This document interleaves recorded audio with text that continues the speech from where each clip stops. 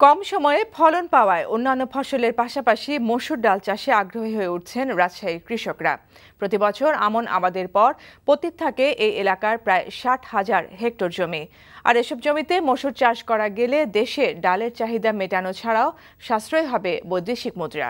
রাজশাহী থেকে শরীফুজ্জামান রয়েলের ক্যামেরায় সম ও সাজুর পাঠানো রিপোর্ট। উঁচু বরেন্দ্র অঞ্চলের জমিতে আমন ধান চাষের পর প্রায় 6 মাস পতিত থাকে হাজার হাজার হেক্টর জমি। কৃষি গবেষণা ইনস্টিটিউটের সহায়তায় এসব পতিত জমিতে এবার মসুর ডাল আবাদ করেছেন অনেক কৃষক। তারা জানান এতে উৎপাদন খরচ কম, আবার ফলনও ভালো। ধান করে যেমনি ধরেন এক পানির সংকট, তাই আমরা ডাল জাতীয় ফসলে চলে আসছি। ধানের ধরেন আবাদে লাভ নাই, 500 টাকা মন।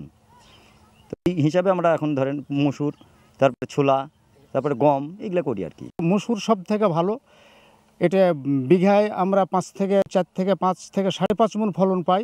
উঁচু নিচু নিয়ে গঠিত বরেন্দ্র অঞ্চলে স্বাভাবিকের চেয়ে বৃষ্টিপাতের পরিমাণ কম। তার উপর ভূগর্ভস্থ পানি ব্যবহার করে ফসল আবাদের ফলে এই এলাকার পানির স্তর দিন দিন নিচে নামছে। এই অবস্থায় সেচ নির্ভর ধানের বিকল্প ফসলের আবাদ বাড়ানোর পরামর্শ কৃষি বিশেষজ্ঞদের। আমাদের প্রতি বছর ডাল ফসল প্রায় 25 লক্ষ মেট্রিক টন ডাল ফসল লাগে, যার মধ্যে আমরা মাত্র উৎপাদন করি মাত্র 8 থেকে 10 লক্ষ মেট্রিক টন সব ডালগুলো মিলে।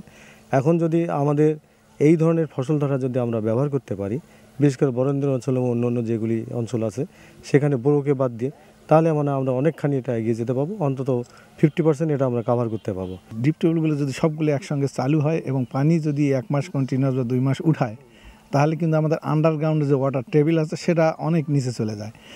এই অবস্থাতেই আমরা বলতেছি অল্টারনেটিভ ফসল নেওয়ার জন্য। ব্যাপক ভিত্তিতে মসুর ডালের আবাদ করা গেলে জমির উর্বরতা বাড়ার পাশাপাশি কৃষকরা যেমন লাভবান হবেন, তেমনি সাশ্রয় হবে এই খাতে আমদানি ব্যয়ও। NTV news desk.